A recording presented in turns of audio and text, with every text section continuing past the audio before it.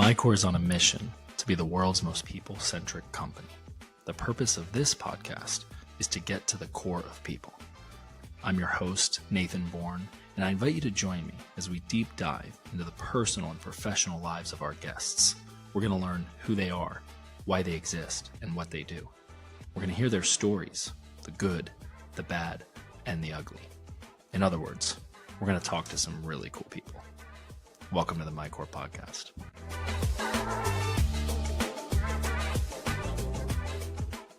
Hello. Welcome to the MyCore podcast. This is your host, Nathan Bourne, and I am super pumped to be here today with Martha. I don't know how to say your last name, Martha. Kartaoui. That's what I was going to say. So good. Kartaoui. I say it right? Kartaoui. Martha is a beast. You guys are going to love her story. Fun fact, she and I are both the fourth of 9 children. Obviously different families. But that's 18 children between our two families. And she has an amazing story, a wild story, like Netflix documentary or series, maybe more like a series. Let's go. Story. So how are you doing today, Martha? I'm so good, Nathan. Thank you so much for having me. I've been waiting with bated breath to do this with you. I feel like that's a little bit of a double entendre because one, I do believe that you've been excited to do it, but also we have had to reschedule it because of some of my of life, some of the life stuff I'm going through. But we are here now. We are live, loud and clear, and we're going to talk about your story. Yeah, let's get into it. But before we do, I know you've had a unique day today. So for our listeners, Martha is a little drugged up and has been probed from... Didn't you have a really important procedure this morning? Yeah, I had a routine because this thing happens after you're 45 where they recommend... Wait. You're not older than 45, though. I'm 46 and a half, Nathan Bourne. Yes. Martha, what are you using, goat's milk on your skin or something? You and your big weird family? Like, that's crazy, dude. I'm 36. You look amazing. Thank you. No, I am full 46 and a half. And yeah, there's this routine thing that has to happen, or it's recommended, to make sure that you don't have colon cancer. It's called a colonoscopy. So I prepped yesterday and I had the procedure this morning that you said was probed, which I guess it happened, but I was out. So, and everything came back amazing because I am a bill of awesome health. Well, that's important. Yeah. I feel, for some reason, I feel like when I think of colonoscopies, which is often, I just will often ponder the good old colonosp. And I feel like that's always men. Like, did I miss some? Women get colonoscopies too? Well, women have colons, Nathan. So yes, we need a colonoscopy, and colorectal cancer happens in women as much as it happens in men. My best friend from high school actually died of colorectal cancer. So it's really important to me to make sure that we're doing what we can to make sure that I'm healthy. You could have told me that before I started making jokes about it. Yeah, so you should have told me that. But I'm sorry for your loss, very sincerely. Well, let's talk about other things. First of all, just to put it out, and we'll talk about it more. We're doing an event together that I'm super pumped about. It's essentially how we got connected, and I know we're going to talk about that in more detail. But the sort of central theme of this event, Unbound, is about healing. And healing specifically from trauma. And I know in your background, you have an immense amount of it. And as I was reading through the notes and just kind of preparing my thoughts to have this conversation with you, I started thinking about, like, what even is healing? And I'd love to have your take on that. I think sometimes we use these buzzwords and we say things like, wow, I really need to heal from that, or I had to heal from that, or I had to go through a healing, or I started my healing journey, heal. And it's not like a physical wound, right, where you can brace it or cast it or wear crutches. get an MRI or an X-ray, do physical therapy. I'm going through something right now with my knee, and it's an interesting kind of journey to try to manage it and still live my life and work out and all those things. And when you're talking about emotional damage, psychological injury, how do you heal that? And like, when do you even get a clean bill of health? So I'm just curious, like, your take on all that, because I think it's very murky and I struggle with it. And I'm going to be one of the speakers supposedly knowing what I'm talking about when it comes to this stuff. So healing looks different for everybody. And all I can speak for is from my own experience. And then also I can speak for the clients that I have coached through trauma, healing. But I totally agree that the word healing is kind of a buzzword now. But what it really means for me is the return to self.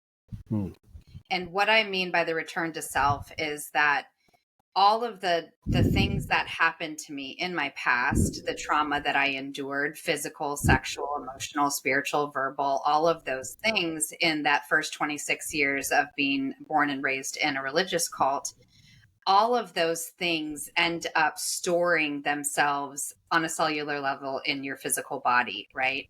And so in order to heal, I have to go back inward and I have to address those things. I have to forgive. I have to learn how to trust. I have to release the identities that were never mine to begin with, that were pushed upon me or I took on because I didn't know how to think for myself, because I was controlled or I was isolated or I was manipulated or brainwashed or any of those things, right? And so it's an uncovering. Healing is an uncovering and a return to self. That's an acorn version of what healing is for me. Wow. I heard this quote, saw it really years ago and kind of latched onto it, and I've seen it a few times go around. You probably have as well, but to paraphrase, it essentially says, maybe the journey isn't so much about becoming anything, but rather unbecoming. So you can get back to who you were meant to be in the first place. And this sort of deconstruction, this unraveling, this unbecoming. As a Christian, I'd like to think that we were made in God's image with a plan and a purpose and an identity, and like uniquely fashioned by God. And then as we like enter the world, we're essentially cursed, and then things happen. Things happen to us, and there's things that we do, particularly in our later years. It sounds like the kind of journey there is like at some point you stop the madness, or you stop the amounting or the piling and the like just load that you're carrying. And I don't think you can just drop it all at once. It seems to be that you lay like a brick at a time, or peel off a layer at a time.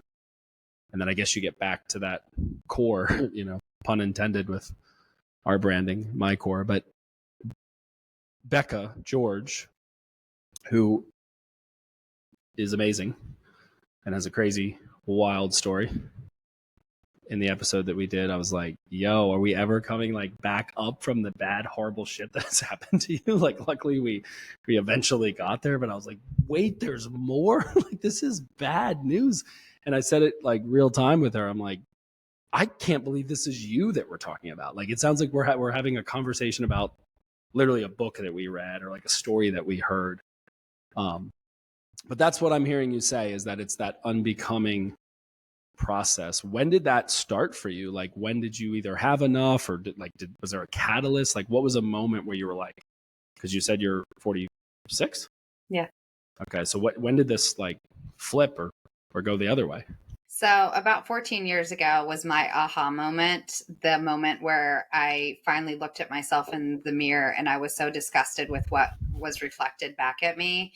and I was falling apart physically, mentally, emotionally, spiritually. I was just a vacant skeleton of myself. Wow. I didn't even know who self was at that time, to be perfectly honest, Right. because I was carrying all of these identities and labels and mindsets from the cult that I didn't know how to get rid of when I'm trying to navigate my new life outside of the cult. I had no ability to make my own decisions because I had never been entrusted to make my own decisions at that time. So I just kind of created new chaos in my new life because I didn't know how to not. And I didn't know how to I didn't have the tools to operate in normal life because I didn't know what normal was, never been normal, right? So there was this moment where I'm looking at myself in the mirror and I'm like, this can't be all there is, right? And I had been bouncing around from specialist to specialist, and I kept being given one diagnosis after another, from specialist of fibromyalgia, chronic pain, um, PTSD, complex PTSD, back pain, neck pain, gastrointestinal issue, like migraines, you name it. I was given these lists, right? Because my physical body was literally falling apart. I had ballooned to over 274 pounds, and I was just, like I said, a shell of whatever you see now, literally. And so I was in a continuing education class, and it was a somatics class. And in that class, the teacher said this sentence that changed my life. She said, trauma is stored on a cellular level in our bodies. And this, she was referencing from the book, Body Keeps the Score. And I was like, holy crap, that's me. Like my bells and whistles just started, like, I was like, oh my gosh, why has no specialist ever asked me about trauma? Why has no specialist ever asked me if I was raped or if I was starved or if I was beaten or if I was any of these things, right? If I had been controlled or brainwashed, nobody had ever asked me this. Everybody just wanted to give me a pill. Everybody just wanted to have another procedure. And nobody had ever seen the full picture. And the full picture was the traumatized little girl that had been running from her life since she was age 7. Right. And so I had to become my own advocate. I had to start doing my own research. I started going to naturopathic doctors not covered by insurance because I wanted answers. I didn't want to live in this person that I had become.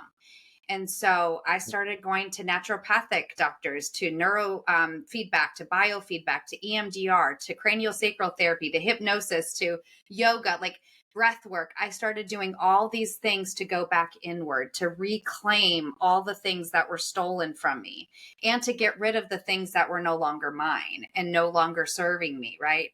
And as I did that work of going back inward, the physical started transforming. I started releasing weight. My migraines became less. My triggers became less. My chronic pain became less. Like all the things just slowly started dissipating and healing themselves because I was healing the source from whence they started. And as you share this, Martha, even the language that you developed around it, you can hear it. You can, the word choice, the sort of narrative. And I'm always kind of fascinated by that because, thoughts become things, words become things. And I can tell that you've done the work over these past 14 years to create like a new narrative and a new approach and a new packaging. So if people are listening, like if they're like listening, not just hearing the episode, but reading between the lines, you gave like nuggets and like how-tos and like insights, and even just the way that you described your journey. I want to come back to that because I think that there's like some actual like direction that you could give. Like I feel like you are so aware and self-aware and then like professionally aware. Before we go there, this word cult gets thrown around a lot, in often like jest, like, oh, you joined a cult or that church you go to or that network marketing company, or I mean, heck, I joke and say that my core is like right below a cult as far as our culture, and our just one of our team members has our shield tattooed on her arm, so that's cultish, right? And I did a podcast episode, how to build a cult like culture, so I've been flippant about it because I don't really know anyone, now I do, that has like actually lived through a cult. Can you tell us what that means exactly? Like, was this a cult that was well known? Was it cult-ish? Like, how culty are we talking here? I wish that it was cultish. No, it was full blown cult. But what I want to explain is that no cult starts out going, we're going to build a cult, right? Interesting. No cult starts out like that. It's always in good intention, right? Always good intention. So when my parents joined the group, I was born into it, but my parents joined about 5 years before I was born. And when they joined the cult, they joined a group. It was an evangelical movement happening in the early 70s. And my parents were hippies. My parents were looking for love, and they were looking for freedom, and they were looking for something to hold on to, something to believe in, something to put their energy into, right? They were young and they were looking and searching.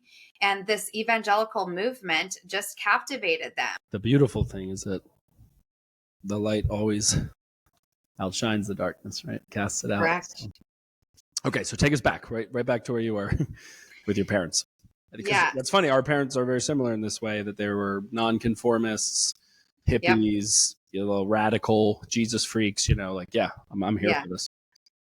And so, they were invited to a meeting, and they sat in this, a small meeting of like 30 to 40 people. And the leader was very charismatic, and he was very intriguing, and he was very people focused, and talking about building a community that takes care of each other, that has big gardens, and just sold this beautiful idea of what friendship was, and what taking care of one another was, and what building community meant, right? And so my parents were like, heck yeah, like, we're hippies, like this goes completely along the lines of what we are looking for, right? And so they joined, and the shifts that happen in a cult are very minuscule and very calculated, and happen very slowly. And so my dad talks about how it's like putting a lobster in a cold pot of water and turning up the heat very slowly. It has no idea it's being boiled to death, right? Wow. And so is a cult, right? The things happen so slowly. And so first it was, okay, we don't wear pants. The women don't wear pants any longer, and we don't cut our hair any longer. So the rules, just because it was always talking about, we aren't of the world. We don't want to be of the world, right? We want to be special. We want to, like, God has called us to be the chosen people. So we're meant to be light special. on a hill, and all of that. Yes. City and on so a we're hill. meant to separate ourselves from the other Gentiles, right? And so the rules that came out in those beginning years, all which were very much a part of, I never knew anything different, but my parents remember it when it was, you could wear pants and things like that, or makeup, or jewelry, or cut their, like, I was born into it, and you couldn't do any of those things, right? But Wow. all of those things happened so slowly, and it was under the guise of, we are the chosen people, and we must set ourselves apart from the Gentiles, set ourselves apart from the outside, because that's what God's called us to do, right? But as those things happen, and everybody comes together and puts the leader on a proverbial pedestal, right? And then the ego goes, the power goes to his head, and then he starts taking liberties with women, and he's right. And that's how you start to create this. And this culture, again, is not general. This was specific to the cult that your family was a part of. So this person, this man, is he alive? Is he in jail? Yes. No, it's still going on. I still have a sister there. Yeah. You have a sister that's still in the cult? Yeah. My oldest sister is still in the cult. And I I'm not allowed communication with her. She's not allowed communication with us. Oh my God, because Martha. we're excommunicated. And until she makes a choice to leave, we won't see her or talk to her. Does she have children? No. Not married, no children. He never allowed her to get married. Whoa. Mm-hmm. I'm so sorry. That's hard. Yeah. So she's the reason that I didn't come out sooner. That was God had been putting it on my heart for the last 5 years that I needed to come forward and I needed to tell my story and that I needed to write a book and I needed to speak out because we're not the only cult. There's 5,000 cults in the United States alone, 5,000 cults in the world, 3,000 in the United States alone. And so God had been saying, like, you've got to be the voice for the voiceless. You've got to, you did not go through the things that you went through in vain. And it's time and I just kept saying, God, but what if something happens to my sister because I went public, And so that was what kept me silent for so many years until last year when God was like, it's time. And I stepped into it. And now that I am public and they are aware that I'm public, I will for sure not be able to see my sister. Like I used to be able to pop up at her work, and she lives in Minnesota. I'd be able to pop at her work and just see her for a second. That would not be allowed now. The cops would be called on me. Wow. When you say the cops, because they go through these certain channels in society, or they have like their own police force, like. So she doesn't live in the compound. I lived in the compound. Okay. So she lives in her own home, and if she chose to leave, she could just be like, deuces, I'm out, leave me alone. And she could leave it's not quite that simple, but it's that simple. I get it, right? Like if she wanted to, like there's a path out, because again, they have to follow some form of like free speech laws. I mean, they're like towing the line of like, this 100%. Is people's free will. They're here on their own. I don't have, it's not like I've gone to their head, but it's all psychological, spiritual. And bondage. I had none of that. Everything I did was controlled because I lived in the compound. I was the only one of my family that lived in the compound. And so when you say compound, I don't mean to be so specific. This is wild to me. You're talking like a cul-de-sac, like a master plan community, like amenities, or like a big plot of land. There's like gates. Like, yes. I mean, what's that show with the not bridesmaids? Oh, great movie. Handsmaids. Like, are we talking like that kind of stuff, or like this is obviously a modern time? Well, not modern. It's been going on for 50 years, so it's not really that modern now. And the compound has not been updated in the last 25, 30 years. But it's basically it's 200 some acres with a big pond and lots of garden space and lots of apple orchards. And it used to have animals. The animals are all gone now, but lots of animals growing up. And then the compound itself was like massive, but think of like bare bones. Like it had floors, but no walls. Like the walls were like that foam stuff that you spray for insulation. Like that's the walls. Like there was no painting. There was no like the stucco or anything. No, it was bare bones. Like there was a floor and it was either concrete or plywood.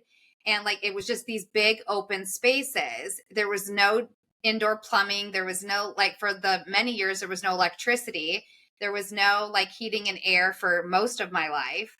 So when you think of the compound where we all spent time, think of like bare bones, like just like a big open structure. Makes me think of like when you go to like a shitty park and they have like some benches under like beneath of a awning, and like maybe some people are having a picnic or like a really low budget birthday party. So you had like structures, but they were not insulated, they were not decorated, they were literally just enough for like keeping the main elements. Yeah. Think of like a Costco or a Walmart empty with like nothing, just open space. And like, what were you sleeping on? Like cots or your sleeping bag on the concrete? And was that because they have no money, because they're not really plugged into society, or is this intentional because you have become martyrs and you have stripped yourself away from any of the worldly, secular things, or both, I So guess. the leader had plenty of money, but the rest of us had nothing. Everything went to him. So he lived very lavishly. He didn't sleep on a sleeping bag in the concrete like the rest of us did. He had indoor plumbing upstairs, unlike we did, right? So he didn't live the same way that we did. Okay, and how many people are we talking? Like your family alone makes up a lot of people. So were there other families? So at the height of like the most people went since I was alive was around 300-ish. We estimate that there's still 100 to 150 left And is because this now we're on, multi-generational now? yeah, Because now we're like your on the third generation, right? Like my parents, parents, you, and then your then children. us, then our children. So like they're on the fourth generation now of this cult. Wow. And So we're talking about thousands of people have been affected by this man. and how is he not in jail? He's just not broken any direct laws? Does he have Oh, the there's been tons of laws broken, but the problem is that it's a fear-based doctrine. So you are so brainwashed and so mind jobbled that right? when you get out, you just want far away from all of it, and you don't want to talk about it. You're too scared to talk about it because you're taught growing up and you're programmed that if you talk bad about Cult Man, you're going to hell. Or if you talk bad about the group, you're going to hell, right? Like that's programmed into our psyche from day one. And so it takes us, like any normal person, years to be able to like breathe without being fear of somebody looking over your shoulder or grabbing you or whatever, right? And so by the time I went to law enforcement, my statute of limitations was out. Your statute of limitations is 7 years in the state of That's Wisconsin. it? 7 years. So other people were telling my story long before I told my story because the things that happened to me happened in front of many, many people. And so people, as they were leaving, were telling my story, right? And it got to the FBI. The FBI came and interviewed me. And I was like, I'm not talking. I can't. I'd only been out like 3 years. I was scared shitless to talk to anybody about anything. And I was going through my own like I was a mess of a human, right? And I was going through all it, and I had to get my parents involved, and my parents were like, "No, she's not ready to talk. Like, we're so sorry." They came back 2 years later. We had no idea why they were coming back, and it was because my statute of limitations was getting to run out, and they were trying to get me to talk before the statute of limitations ran out. When I finally went to them 3 years later, my statute of limitations was long run out. There was nothing that they could do. Hmm. So that has happened to so many people when they're finally get the courage to talk, or they've done enough healing where they're not scared of him any longer, their statute of limitations are run out. Dear God. Is it okay that we keep talking about this? I'm just really fascinated. Or do you want to like? I'm an open book. There's yeah. nothing that, yeah. Okay. I just want to check in with you on it because Thank you. I no yeah. longer live in fear, and so I trust that whatever comes from any of these conversations that I'm invited to share a platform with, that God is my strength, and I just, if this can help somebody else, why shouldn't I be honest? It's cool. Something so difficult is the twisting of scripture and doctrine, because even in the midst of all that insanity, there's a lot of truth in what was taught, right? Like you learned the scriptures, you learned biblical truths and parables and lessons and the gospels and the gospel and the Great Commission and being evangelical, like all that's good. And like you said, the evil is incremental, it's subtle, and the devil is like that, right? Darkness is like that. It is a cunning snake, it's something that can really sneak up on you. So how have you been able to, most people that have had that traumatic, and we didn't even get into graphic details, but you've implied and shared and alluded to some pretty gnarly shit. Not just, oh, we slept on the floor, but like ritualistic, like sexual abuse, like some brutal stuff. And somehow you've still maintained your belief in God and Jesus and the Holy Spirit, and you've kept your faith through all this. Did you renounce it at some point and then come back to it? Like, talk to me about your faith walk, because anyone would go, yeah, that's crazy. Like, don't stick with that religion, but you're able to somehow compartmentalize it. That's really impressive. So no, I'm going to be completely honest. And I love that you asked this question, because I think it's important. No, I completely ran away from God when I left the cult. I wanted nothing to do with God. I wanted nothing to do with anything that had to do with what I had learned in my past, right? Because I didn't know that that wasn't God. I didn't know that other people weren't living the way that I did. I didn't know that there were safe places to worship, right? Like, I didn't know. You don't know what you don't know until you find out you don't know it, right? Right. And so I ran from God, because I'm like, if this is God, why would I want any part of this? Why would I want any part of the things that have happened to me, right? And so I ran for a good 5 years from God, and God chased me, and but I rebelled against anything that had to do with God. I married a Muslim and didn't care, because I was like, it doesn't matter. I don't care what religion you are. And he wasn't a practicing Muslim, but he was very ritualistic, right? And I didn't care, because it didn't matter to me. I didn't want anything to do with God. I didn't want anything to do with religion. But something happened when I stepped into this healing journey. Is one of the very first things I realized is I couldn't do it alone. And God was like chasing after my heart to say, you don't have to do it alone, right? And I didn't know what that meant until I had my come to Jesus moment. Literally. Yeah. Literally. Come back to Jesus moment, the real right. Jesus. Which happened I had gotten in a fight with my husband, and he had put down the law with me, because of all of my trauma. I had a habit of running. Like, anytime I would face confrontation with him, it would scare the crap out of me, because I was convinced that he was going to hurt me just like every other man had ever hurt me. And I was just waiting for the other shoe to drop.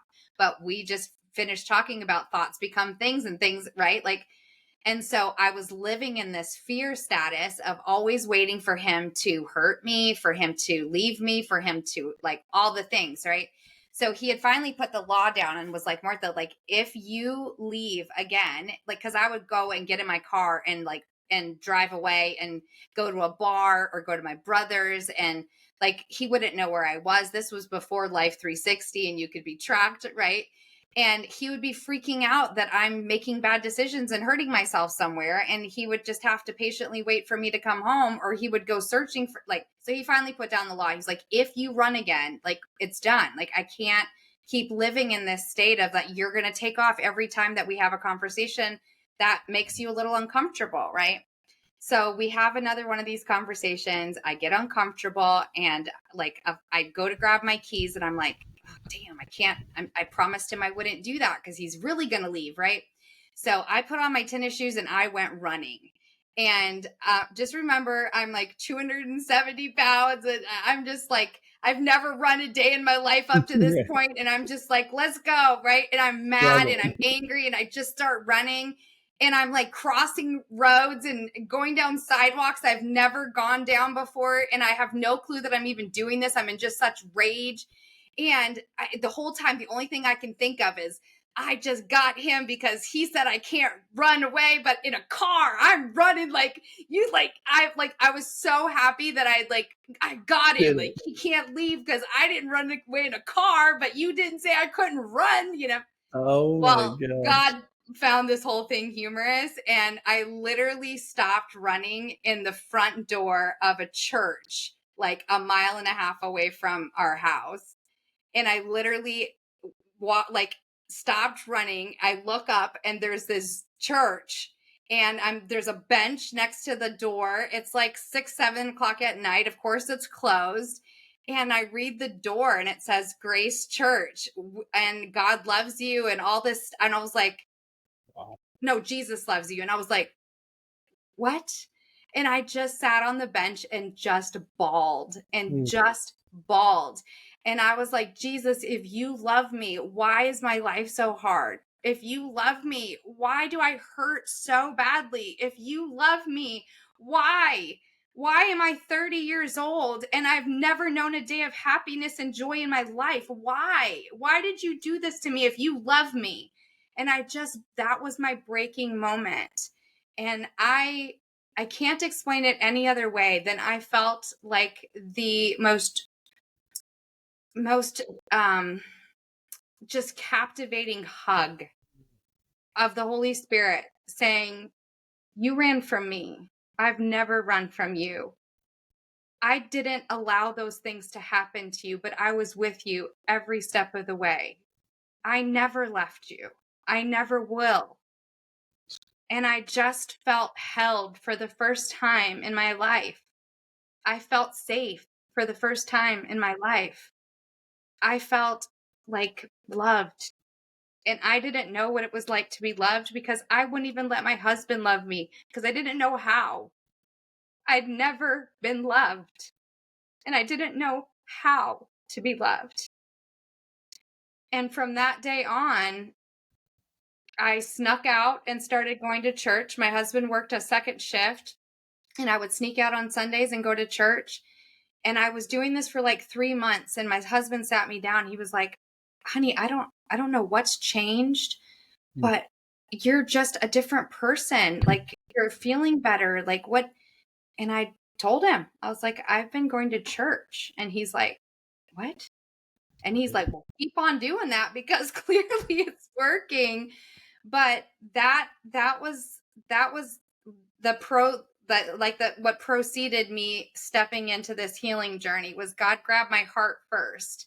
And it took a while for me to like accept that this could be real, that this love could be real, and that I could stay in this place of feeling this love and feeling this comfort and feeling this non-abandoned, right? Like it took a long time to kind of step fully into that. But that once I got the aha moment of the somatics class, then it was like, okay, like I can step into this take one more step, take one more step. And then it became personal, right? Like I was going to church, but it still felt like a little bit of like I was still learning. I was reprogramming what I thought God was, what I thought Jesus was, what I thought was going to be important to me, right? And then it became personal as I started to take my healing journey. Then it became like, no, what do I believe God is, right? Why? Like I hear what the doctrine says, I hear what the pastor says, but I want God. I want a personal relationship with God. I want I want to know you personally. And I made the decision to get saved in 2012. And that was the next step, right? And then you start reading and exploring and understanding that God is much bigger than just that building, and that God is much bigger than just this situation, and God is much bigger than all religion, and that religion actually tears people apart, not puts us back together, all the things, right? But in that cultivation of that personal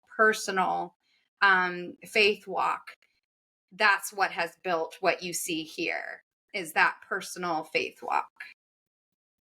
Wow. Wow. What an amazing, well, you're amazing, Martha. Thank you. Holy shit. Just think about the way your life could be, like the butterfly effect of that.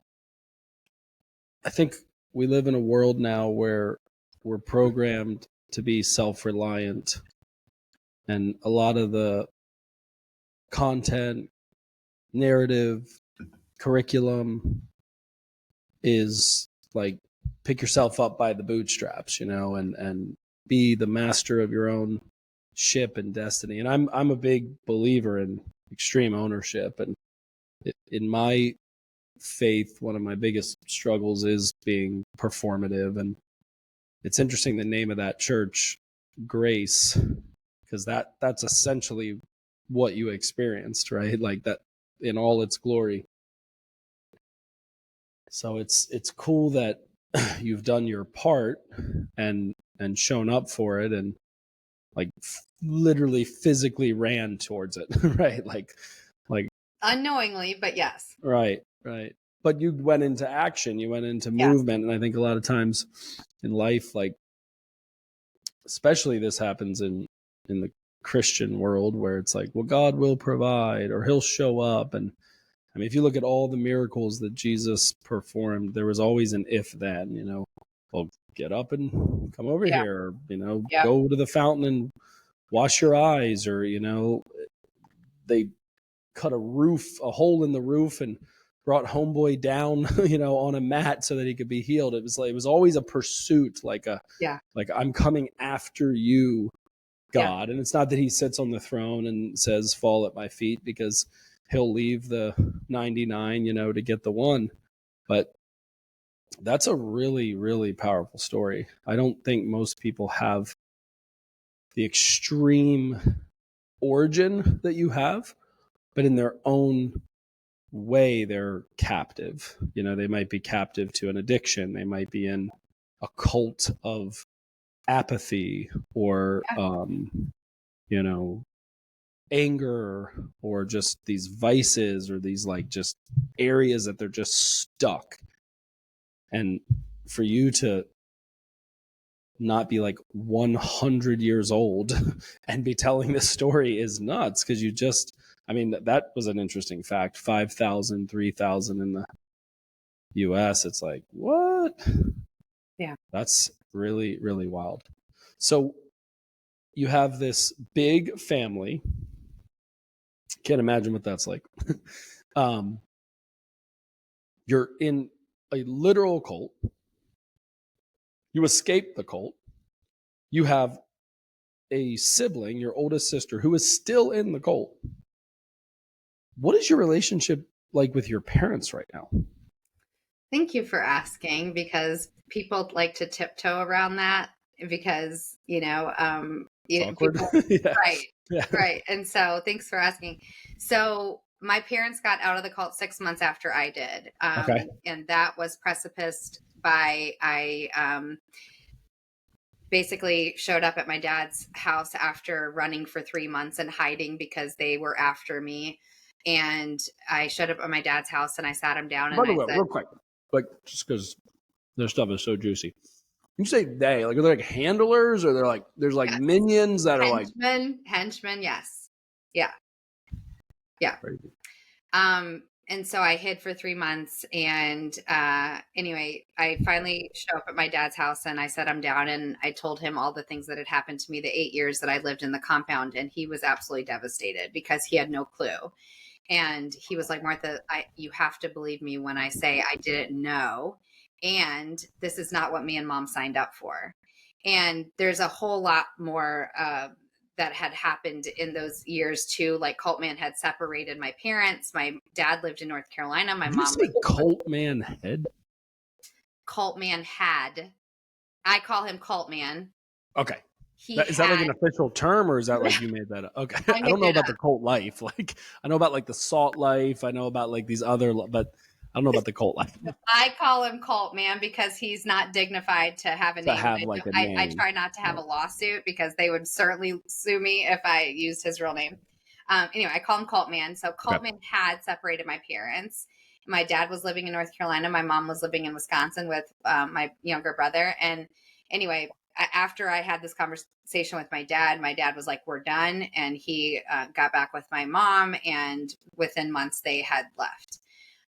So then the rebuilding of the family unit began, but you have to imagine, when my parents got back together and my parents came back down to North Carolina to regroup and to rebuild their family, now I have 3 brothers that are on heroin. I have a sister who's pregnant. There's me who is 6 months out, that's literally lost control of her mind. And I'm doing things that are not good for me or anybody else. But I'm a citizen that's working every day, and I'm making money, and I'm paying my bills. So, right, like we were all a mess because we were all just trying to survive. And now my parents are trying to parent all these adult children that are in over their heads. And so it was a clusterfuck. Let's just be completely honest, right? Yeah. And so 5 years forward, There's when a word I had, we use in my family to describe all of our shit, and it's fuckery. So we're just like, it was just complete fuckery, like all the time, you know. And ours was not as intense from like malice standpoint. You know, it was just mainly a bunch of fuckery and dysfunction and survival, and you know the things that come with that when you're robbing Peter to pay Paul. right, And people say that sometimes to me, like, oh, so you guys had to like rob Peter to pay Paul. I'm like, no, Paul ain't getting paid, bro. We robbing both these dudes. Like, what do you think Paul's getting paid? Like, no, we robbing Peter and we robbing Paul. So right. complete fuckery. I get it. But this is the aftermath of years of 30 years of abuse, cult. Yeah. cult. I mean, that's a cluster fuck. Yeah. Yeah. It's fuckery on steroids. I was gonna say that's beyond fuckery. Yeah, that's like cluster fuckery. Yeah, Right. on Cluster fuckery. steroids. So I think I'm gonna trademark that, cluster fuckery. I think that's trademarkable. So we you know, my parents are doing the best that they can to put their lives back together, because my parents had been separated for years. So they're trying to put their lives back together. They're trying to support their kids. You know, but it's a lot of years of really just hard stuff. And because of the way I grew up, I didn't feel like I could depend on my parents. So when I got married, I became my husband's problem. Like my parents were like, we're done. She's married. Cool. Y'all take care of her. Right. And what And an interesting thing from your parents' point of view, because they're both victims and the problem, right? So that right. they're guilty as charged. Yep. They're the parents. They should have like discerned this, avoided this, manned up, womaned up, like whatever. But they also were under an immense amount of Right. abuse themselves. So that Yeah. must be really hard, because you probably Huge. weave in and out of like empathy and anger. 100%. And they're trying to do the best that they can. And now they're trying to be parents when they weren't allowed to be parents all these years, right? And so we're just all doing the best that we can. For me, I had to isolate and I had to pull away from my family for many years because I just couldn't handle. I was angry. I was angry at my parents. I was angry at my siblings. I was angry. Like I had a very different story than my siblings, but I saw them as more fucked up as me. I was like, how dare you go to heroin and almost kill yourself 50 times? And I'm like, I'm the one that went through real shit, right? What I realized was, no, they had gone through real shit too, just on a different level, you know? And so, anyway, fast forward, when I started my healing journey, I started seeing how this had affected my parents so deeply as well, and how they had their own healing journey that they would have to take. And I began to see them through the eyes of empathy and the eyes of grace and the eyes of forgiveness. And that was very difficult for many years, because it's hard to forgive the people that they didn't necessarily do the hurting, but I was only in the situation because of their choices, right? But when that happened and I was able to forgive them, it was like my whole world changed. And my dad and mom will tell you now, we've all been on different healing journeys, but all of it started because I started my journey, and it became the ripple effect for my family. Yeah. And I don't say that lightly, because that's a huge responsibility for anybody to take on. Because when you begin a healing journey, you see so much more pain than you initially saw. And you can't unsee it, right? Like you see so much more, and but yet you also see so much hope, and you see so much like, if they could just get a glimpse of what it could be, they would get out of their addictions, or they would get out of, right, all those things. And I'm very proud to say all of my brothers are clean. There's like, and you don't, as you probably know, you don't get out of 3 brothers on heroin without 1 or 2 of them dying. That's not a statistic that happens. And so I feel very blessed that none of them lost their life to that addiction. And you know, some of my siblings still have different struggles, but we have all come back together. And as you know, Nathan, like, for a family of our size to come back together when you're in your 30s and 40s and 50s is not, it's not likely. Everybody usually logistically a miracle, but it's correct. Emotionally and psychologically and correct. And so I feel very blessed that as I, you know, started this kind of ripple effect, that God has slowly brought us all back together and has built our relationships. And now, like, my parents, the change that's happened in my parents and the people that they get to be for our children, for my siblings' children, like, I would have never imagined that being a capability of theirs, because that's not how I was raised. And I'm just so grateful to have a relationship, a daughter relationship with my mom and dad, right? Like that, I never had that growing up. And so I was in my 30s and 40s before that happened, right? But I feel so grateful and blessed now. But it's because they've also found their faith. They've also integrated themselves into this healing process of what it means to take responsibility and accountability, but also feeling grace and understanding what that means for the consciousness elevation, right? Like, yeah. Wow. So much here, and a lot of parallels. I'm curious, how old is your oldest sibling? How old is your youngest sibling? So give me the breakdown of boys and girls again. Any twins, and then how many grandkids? Go. So there are 5 boys and 4 girls. The oldest is going to be 54 next week, and the youngest is 36 now. And so now there's 12 nieces and nephews, and the boys and girls, I don't know. There's like, it's hard to I if think you can like remember 7 and 5. I can barely remember names. So this is interesting because mine are, the oldest is 43, the youngest is 22. So there's 21 years, 6 boys, 3 girls, and 22 grandchildren. And my parents, by the way, are 62 and 63. See, my parents are 77. Wow. Yeah. And there's no twins? No twins. Yep. Either in our family. My, oh my. I can relate on a number of fronts. So there wasn't anything glaring like a cult, which is partially part of the problem because it's hard to peg. I have all kinds of theories, and we'll flip the script. I'll come on your podcast. I'll get in the hot seat sometime and give you all the gory details. But I just feel like you and I have this in common, and it is kind of fascinating, even with the birth order. I wonder.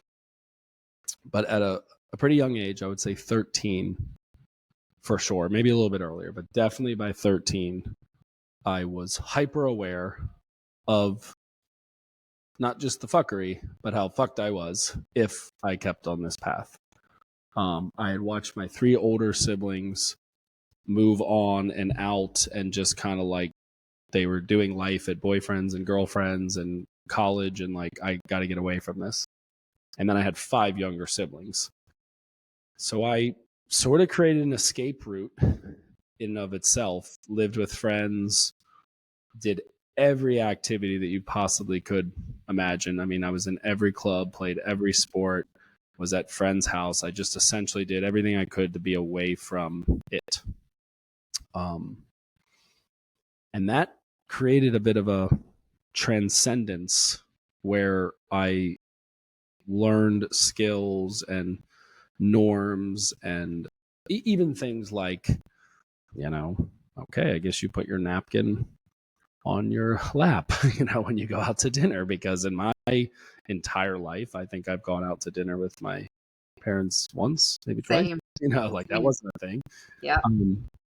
So just recently, like the last couple months, due to a lot of the personal things that I've been navigating, I've been up home and like getting to know my family, particularly my younger siblings.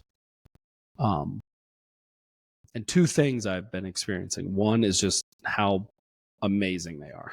Like, man, like I knew, because like and you just like what's up, but when you like really spend time with them and see how they work and operate and socialize and just exist, you're like, y'all are badasses, man. Like, I dig you. And then secondly, I did not entirely realize how good I was at blocking it all out and burying it, because I'm hearing stories where I'm like, wait, what?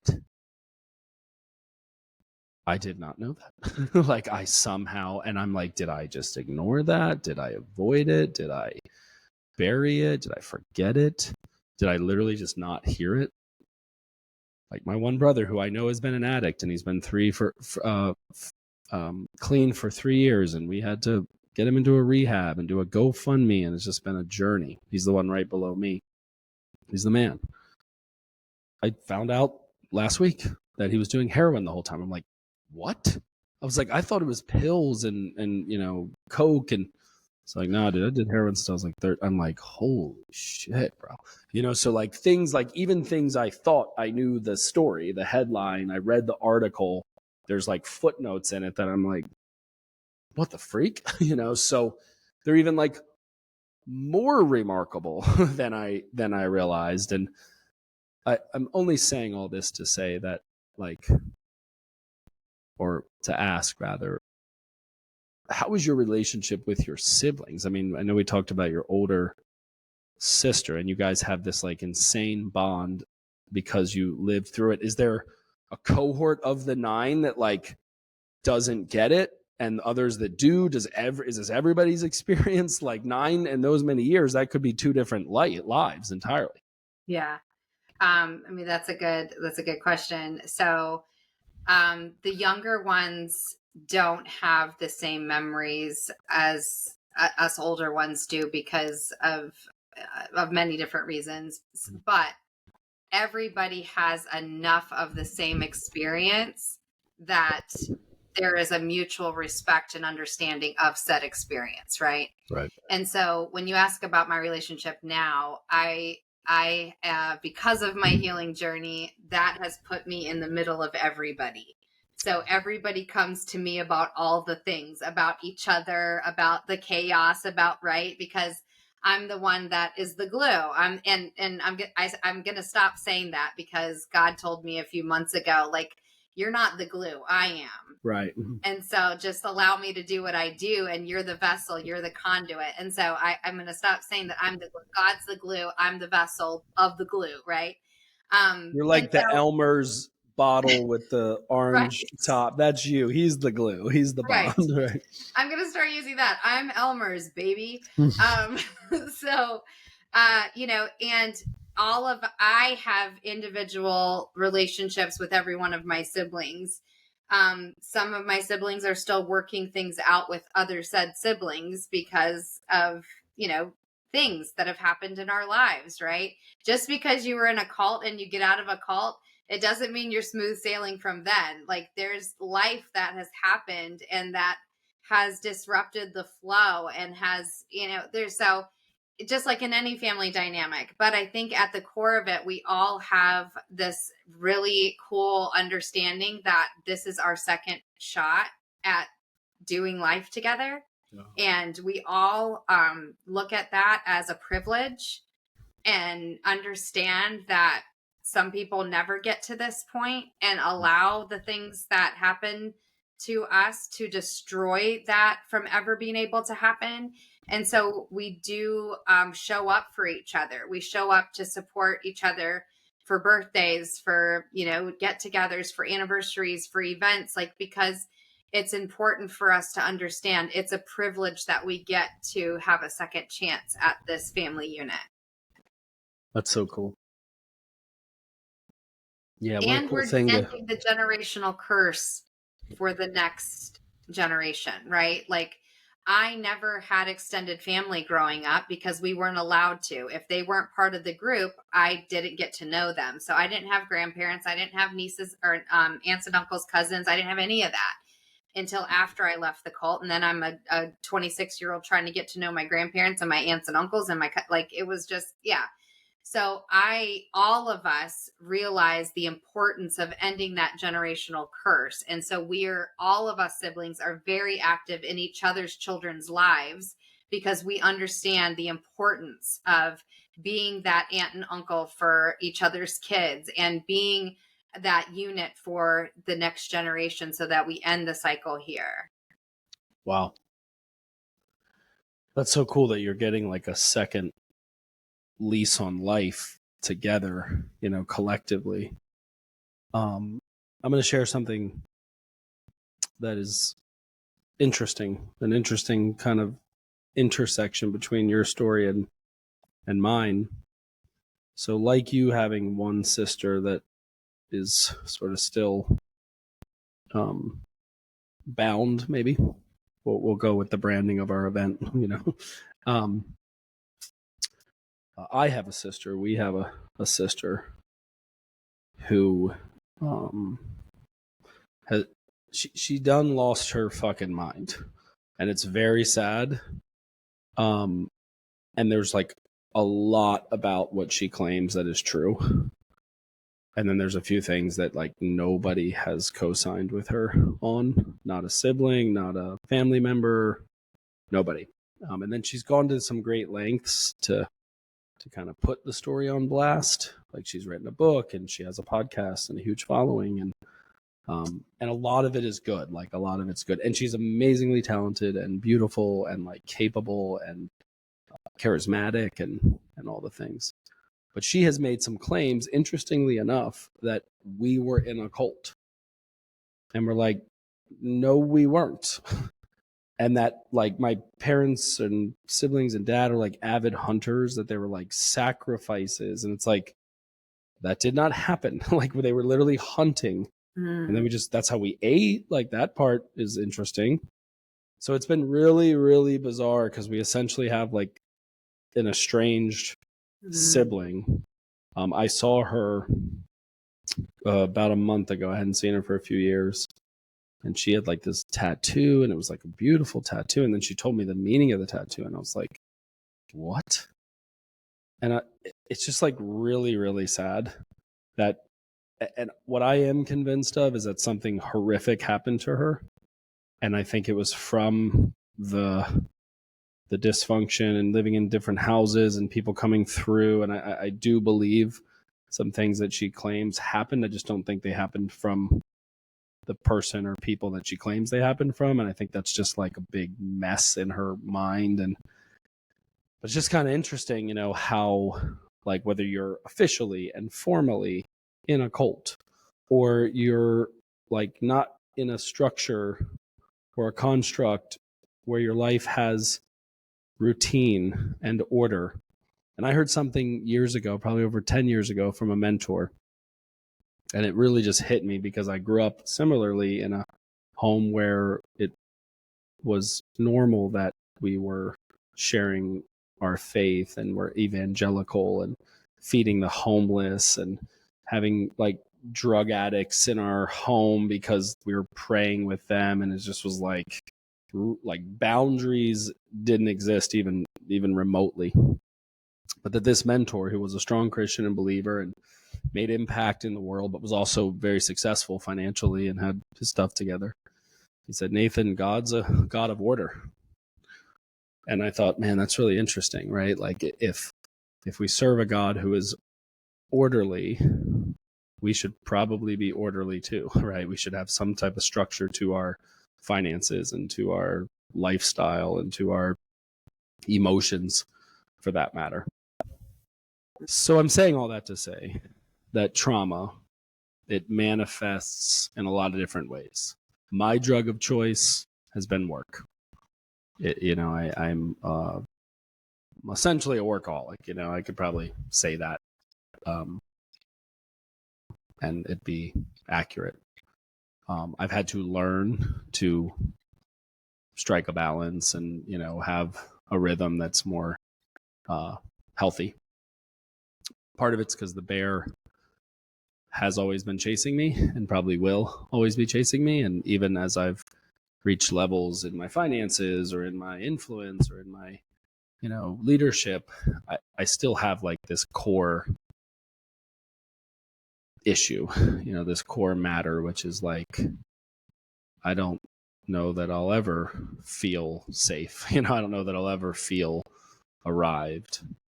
And some of the positive of that is that I keep pushing limits and I innovate and I take risk and I, go for it, and it can show up in some cool ways on the other side. But a couple like questions that I have for you. So trauma shows up in a lot of different ways, and not everybody's story is as extreme as yours. I don't meet a lot of people, not in the modern world, not in the Western hemisphere, that have the level of trauma that I've experienced. So you, if there's some sort of a contest for that, you win. There's not. And I talk about this a lot. I think you and I have even discussed it. Like, I talked about it with Becca, that the law of relativity doesn't help. If you're really hungry and you haven't eaten all day and you think about the starving kids in Africa, it doesn't help you. You need to eat, right? So it's not a comparison game. Everybody has their crap. So for those that are embarking on a healing journey, they're on a healing journey, or maybe they haven't even quite admitted that they need to be on a healing journey because they go, my life wasn't that bad. My parents got divorced. Okay, fine. It kind of screwed me up. Or I had a friend that committed suicide and, it sucked, but that was in high school. And I think a lot of times people minimize these traumatic events in their life, and in their mind, they're not keeping score, but the body always does, right? It continues to show up in these ways that you go, why did that happen? Why did I respond that way? Why did I react that way? And for me, that glaringly is anger. Like yesterday, Martha, I pull out from working out. I'm like in a certain state because I've just worked out and I'm like, all sweaty and like whatever, going through some shit. And this guy, I just pull out. It was like, I didn't like cut him off. It's like road work. He's in a big truck and he's like, ugh, and like revving it. And I'm like, I'm going to kill this motherfucker. Like today's the day I go to jail to kill this guy, right? And he like comes up on me. And I don't know, I drive a Honda Accord, so it's not like a real intimidating car. like what's up? It's 2024 though. Like it's nice. And I just think he thought that like, and this is a little bit story of my life. Like, oh, this is like a guy in a Honda Accord that's like got glass. He's like a pretty boy. Like he's going to be a little like bitch, right? And I like pull my glasses down and look him in the eye. This is so embarrassing. Pray for me. We're at the stoplight. And I'm like, is today the day you want to fucking die? And I just like look him dead in the eyes. And he was like, we're good, man. I'm like, we're good, right? And he's like, cool. And it was just like, do not mess with me. You know what I mean? Like, and then I like calmed down. This was yesterday. This was last night. I know it's bad. Well, you know what? I love the realness of this because regardless of how much healing we've done, there are still things that can set us off. Yeah, that's just real raw, good, bad, ugly, as promised. It's part of the ugly parts of me. And I just like was not accepting this guy essentially attack me, and it was just like, and thank God he wasn't aggressive because I'd have probably got out the car and beat the shit out of him. I really would have, or at least I would have, I don't know, done. And then we'd be doing this interview from jail. From prison. Yeah. They let me do a prison podcast, the My Core podcast. Now, I don't know how I look in orange, but it's not really my color. So yeah. So that happened yesterday. So I live my life typically in some form of equilibrium and stability, but I'm out of my routine right now. And I'm not in where, like there's some things about my life that like are out of whack. And I'm like, I got to get back to that, because then I can get a response time versus a reaction. Yeah. I wouldn't even put time because there was no time. It was just a flat out reaction. Yeah. So I'm asking this not like generally or as like a co-host of expertise. I'm asking this like for me, like how do I, Martha, in your expert opinion, stop doing shit like that? Because I have not quite figured it out. What I have figured out is how to channel it into success, how to channel it into manifestation, how to like attract people and do the deal. But I'm not like some Zen dude. So I'm going to tell you something that's probably going to blow your mind, but if you really do this, it will change your life. Okay. Are you ready? Yeah, please. I'll write it down. Breathe. That is good.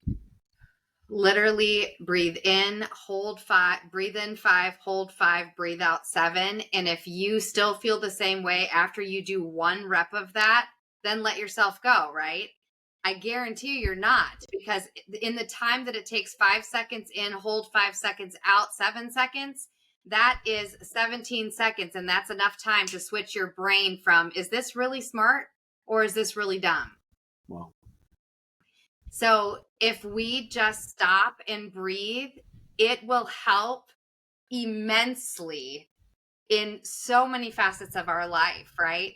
Sometimes we have to take a deep breath so that we don't say the wrong thing and hurt people that we love. Sometimes we have to take a deep breath so we don't punch somebody. Sometimes we have to take a deep breath when there's road rage. Sometimes we have to take a deep breath when somebody's coming at us and we know that it's not personal, but we're taking it personally. But it's like, no, this isn't mine. That's theirs. Got like deep breath, right?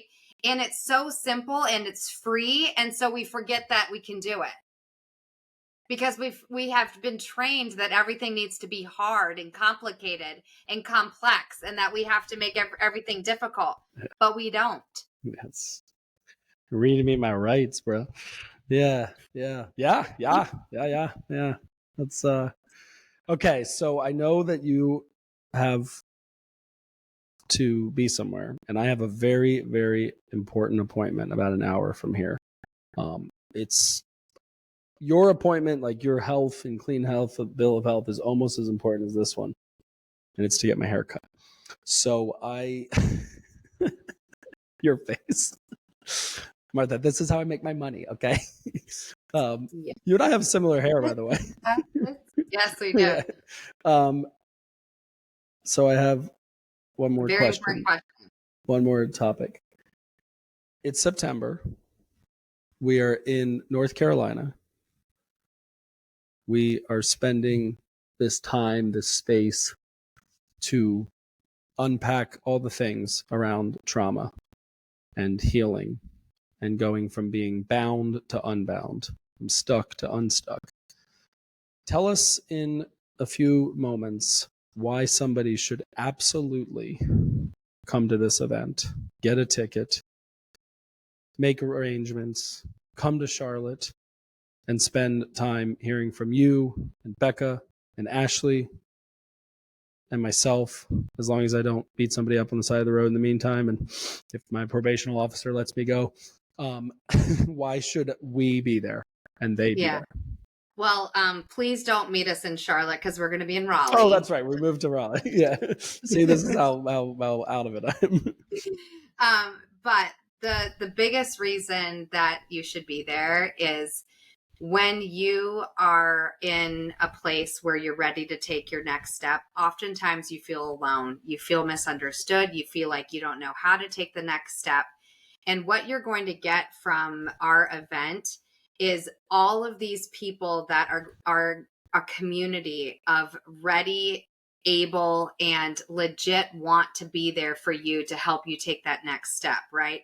Yes, the 4 of us are hosting this event, but we're going to have several other speakers. We're going to have psychiatrists, doctors, licensed therapists. Like, there's going to be so many resources that are going to help you take your next step, regardless of where you are at currently on your healing journey, or even if you haven't started.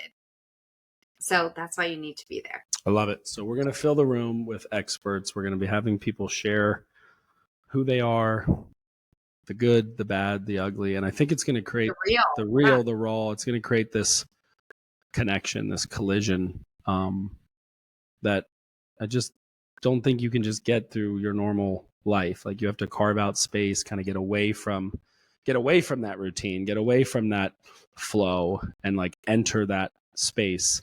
So I'm recharge, learn and grow. Yeah. Get grounded, get recentered. I think people are gonna come out of it and go like, damn, I have like a new lease on life or a new perspective. Or I've heard it this way, that your mind is like underwear. Once it expands, it can't go back.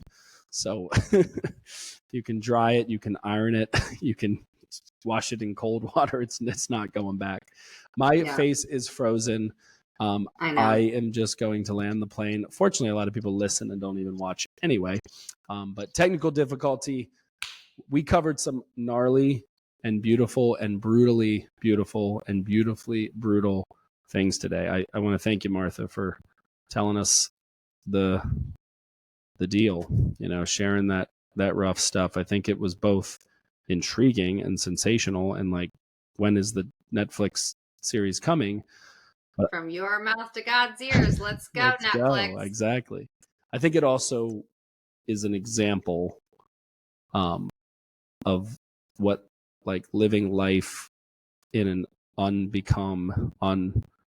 unraveling, open way can create. So I thank you for that. It's like I'm going to have to process a lot of this, and I have dug getting to know you, but I feel very connected to you now. Like we've shared a moment, if you will. And I just want to thank you for holding that space with me today. Absolutely. Thank you for having me, Nathan. So great to talk. Yeah, I'm going to be taking notes when I listen to this again, and can't wait to hear you rock the stage in the event. Event. Much love. You too. Bye.